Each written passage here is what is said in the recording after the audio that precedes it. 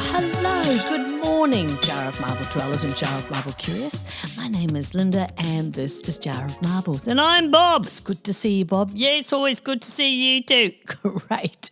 Well, today I'd like to talk a little bit about self-talk, the importance of self-talk. Self-talk is the internal dialogue we have with ourselves, our thoughts, our beliefs and attitudes that shape how we view ourselves and the world around us. Mostly we're not aware of the hideous things we say to ourselves. You know those moments when you drop something again and you say something like, oh, you bloody idiot. Oh, yeah. I pulled a nose hair last night to see if it hurt. Judging by how fast my wife woke up screaming, I'd say it was pretty painful.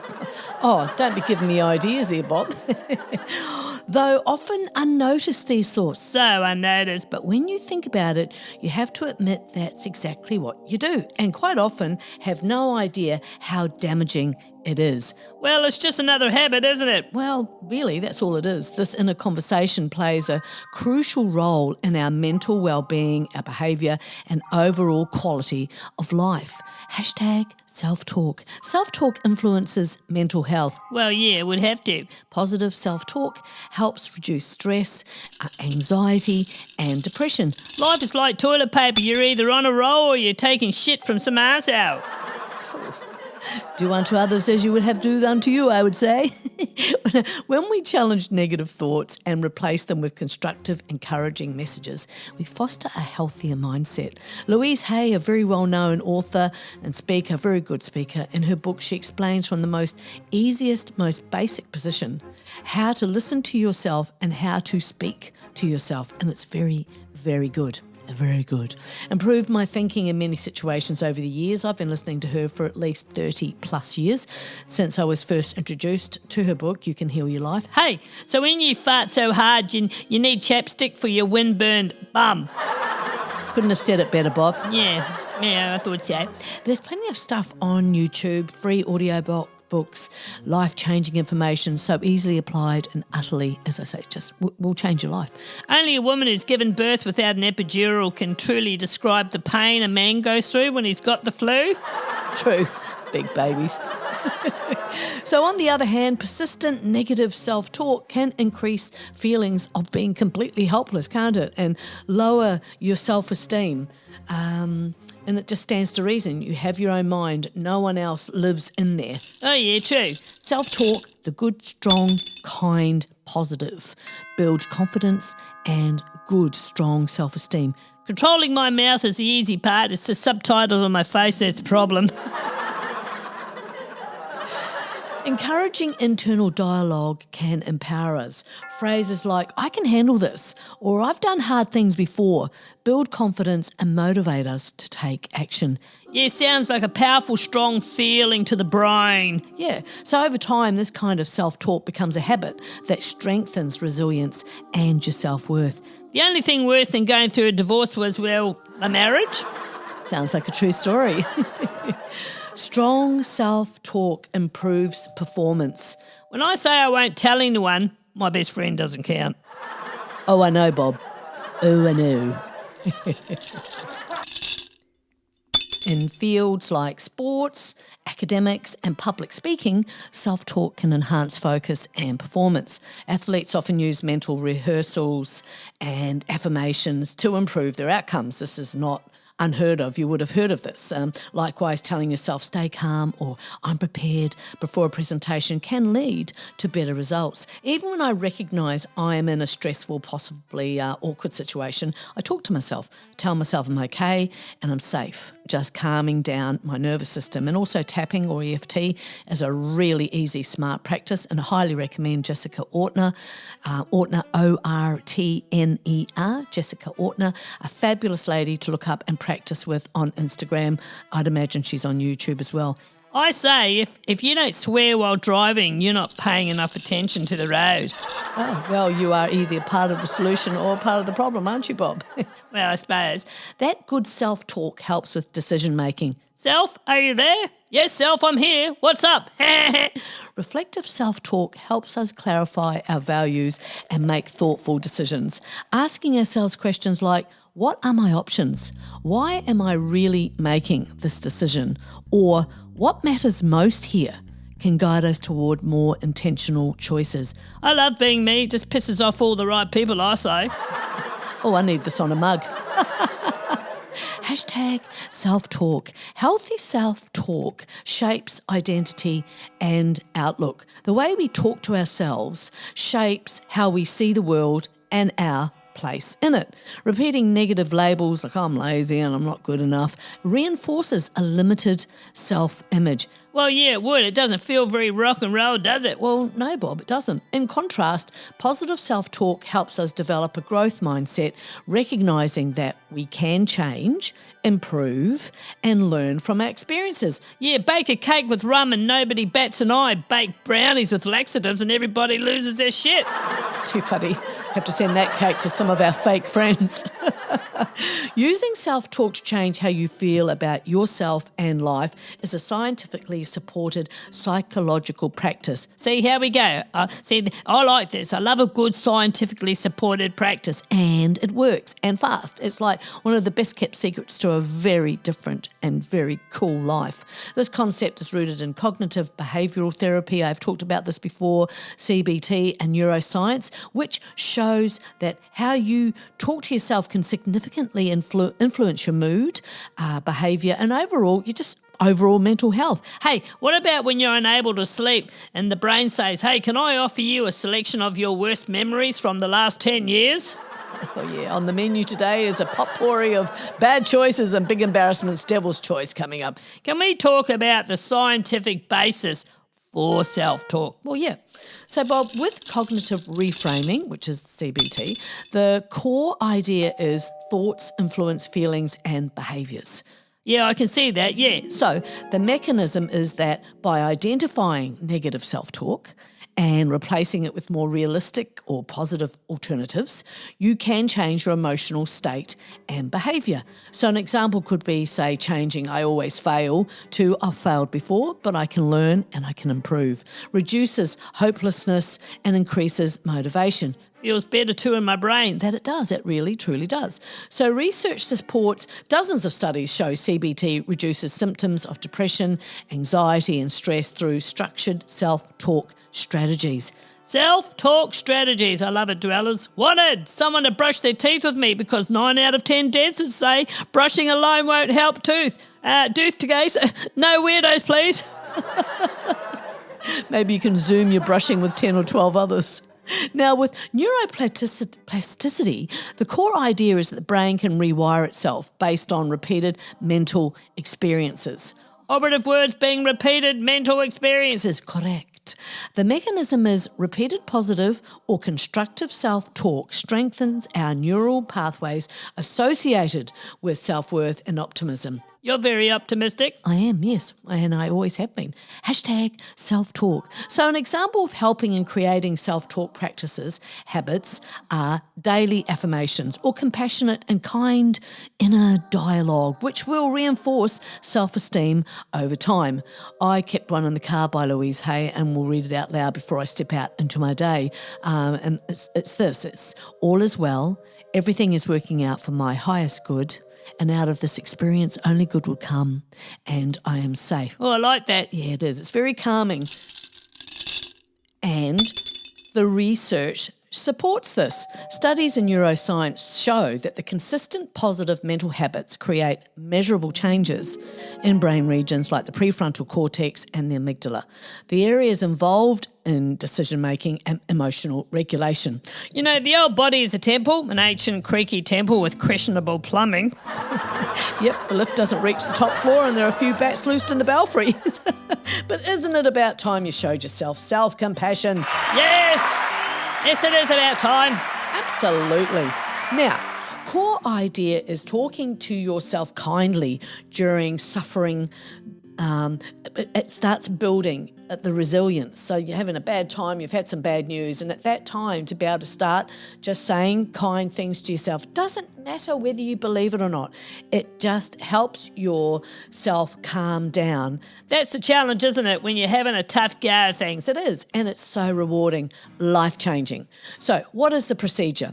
Using gentle, understanding language reduces the stress response and promotes well-being. Saying it's okay to struggle, I'm doing my best, activates the parasympathetic nervous system, which calms the body. I'm totally missing the zippity part of my doodah freaking day today. Well, that can happen. I really think I deserve an award for the amount of sarcastic comments I manage to keep to myself on a daily basis. I'm with you 100%. I censor myself all the time, and I mean all the time. So, research supports that self-compassionate self-talk. It improves your mental health, your motivation, and relationships. Here's a true and powerful story about the impact of positive self-talk, one that has inspired millions, and you've probably heard of it, and the story of Jim Carrey and the $10 million check. Oh yeah, I like this story. Yeah, so before Jim Carrey became one of the highest paid actors in Hollywood, he was a struggling comedian in Toronto.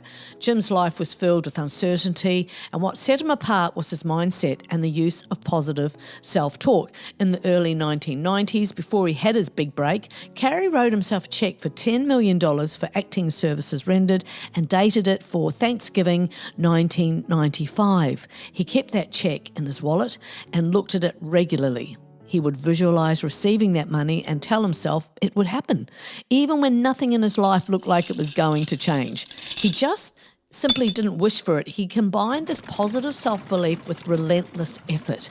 He kept working hard, taking gigs, improving his craft, and staying committed to his goal. Then, almost exactly as he had visualised in 1994, he landed that role in Dumb and Dumber? Yeah, a role that earned him $10 million? Yes. You know, blocking someone isn't enough. I just want them to have lice. Yeah. Yeah, that's a good one. Yeah, I thought so. The takeaway for Jim Carrey's story isn't about magic. It's about the power of repeated, intentional, positive self-talk? Yes, and visualisation. He convinced his brain and body to believe in a future that wasn't real yet. Louise Hay supported this thinking and was a living, breathing example of enormous life change through her self-talk. That belief helped Jim Carrey push through all his fears and worries about failure and rejection, etc. And without that mindset, he might have quit. Hashtag self-talk. How can it change your life? How can self-talk change your life? Positive self-talk changes how your brain receives challenges. Doing nothing is hard. You never know when you're done. That's very true, actually. Until you don't feel a pulse, I guess, it's not over. Yeah. So self-talk strengthens your resilience, boosts your confidence, and keeps you moving forward. Even when circumstances are tough, the way you speak to yourself defines how far you'll go. If Jim Carrey could believe in his dream while living in a van, what could you believe in starting today? When I was a kid, I literally thought this little piggy went to market meant it went shopping. I know. I always pictured it carrying a little basket, picking out vegetables, and I'm sticking with that, I feel. Would you like help creating a positive self-talk script for your own goals? I have some examples coming up shortly, and prepare yourself to be amazed. I'm preparing myself to be amazed. Give it to me. Yeah, this is something that I started years ago, and because I know it works, it is something that I return to. When I feel that I'm struggling or I'm worrying about something, I will write down different affirmations, statements that I relate to, that is to do with what I'm going through, and I leave them in the car, I leave them in my bedroom, wherever I'm going to see them, on the fridge, so that my eyes look at it and I'll just say it or think it, depending on where I am, and it just calms me down, and eventually I genuinely just don't worry about it. So the self-affirmation theories, the idea is affirming core personal values. This protects self-integrity when feeling or when actually under some kind of threat. Oh, yes, yes. Self-talk that reinforces what you value. I'm someone who cares about helping others, can buffer against self-doubt and stress. Oh, yes. People reminded of their values perform better under pressure. Research supports that. The studies show that value-affirming self-talk reduces cortisol, and that's the stress hormone, and increases cognitive flexibility. Some call it bitching. I call it verbal release therapy. It's all about perspective, you know. So, Here are those practical examples I was talking about. The negative self-talk might be, I'm a failure. So we're going to reframe that to, I've had setbacks, but I'm still learning. No one cares about me. Some people do care. I can reach out. Negative self-talk. This is impossible. Reframed, this is hard, but I can take it step by step. The other, I hate myself. Reframe it to, I'm struggling, but I deserve kindness too. Yeah, I like that. I don't rise and shine. I regain consciousness through chemical dependency and stagger into the chaos like a caffeinated crypt keeper. Oh, God. I feel this deeply. Rise and shine, or more realistically, rise and make that first arthritic groan of the day. So, tips for effective self-talk. Use second or third person saying you can handle this, or you use your own name. Alex, you've got this, has been shown to increase psychological distance and improve emotional regulation. Is that so? Yeah, it is.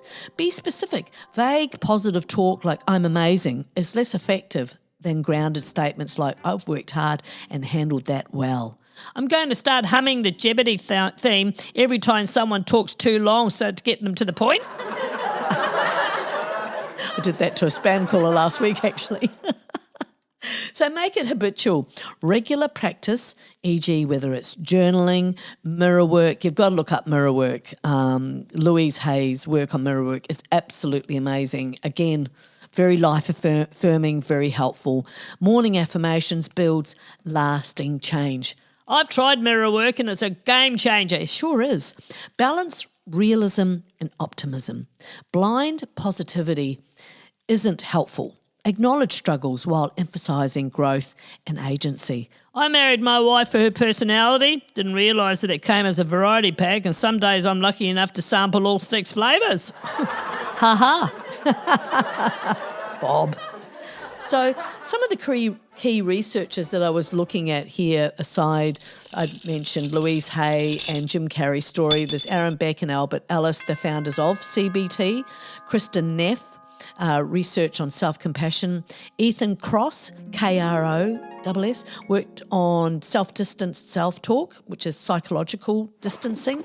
David Cresswell, self-affirmation research and stress reduction. When the benefit of self-talk becomes real assistance to good mental health, it's often in life's quietest or most overwhelming moments that we realise the power of our own voice. Not the one others hear, but the one that speaks from within.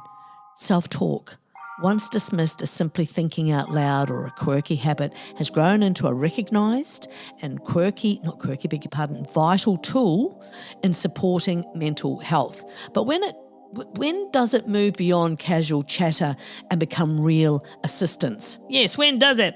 The turning point, crisis or clarity. For many people, the benefit of self-talk becomes clear during times of emotional crisis.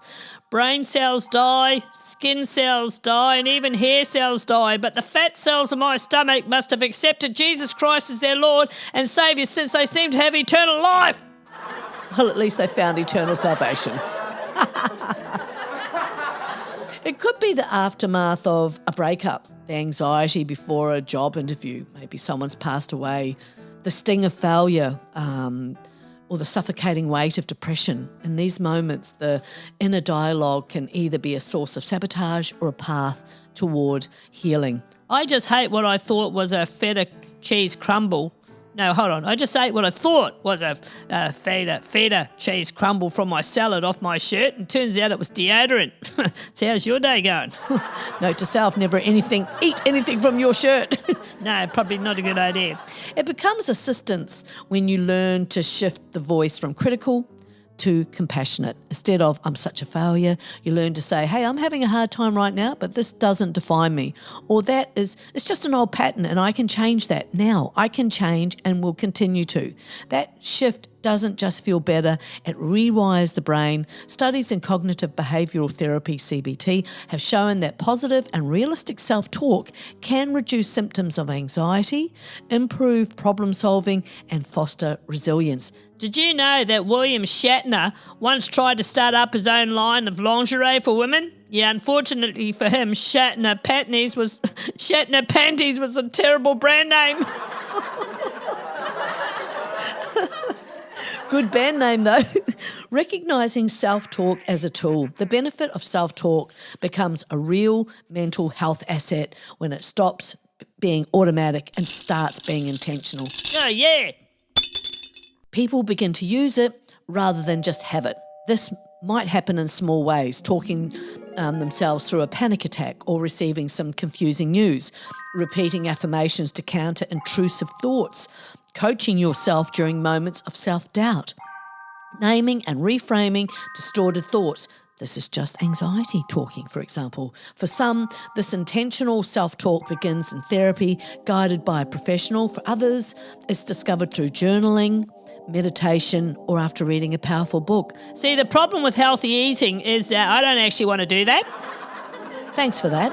Yeah, that's all right. Yeah. So self-talk and everyday maintenance. Self-talk and everyday mental maintenance. Yeah. Yeah. It's maintenance, baby, is what it is. Yeah, it is. Maintenance. Eventually, what begins as a coping mechanism during hard times becomes a practice for everyday mental well-being. Much like exercise or healthy eating, positive self-talk becomes maintenance for the mind, and it's there to encourage self-compassion, be kind to yourself, be good to you, support emotional regulation, allowing things to not escalate, reinforce boundaries, bolster confidence before challenges. When you find yourself pausing in the middle of a tough day to say, you're doing your best and that's enough, you're witnessing self-talk in its most helpful form.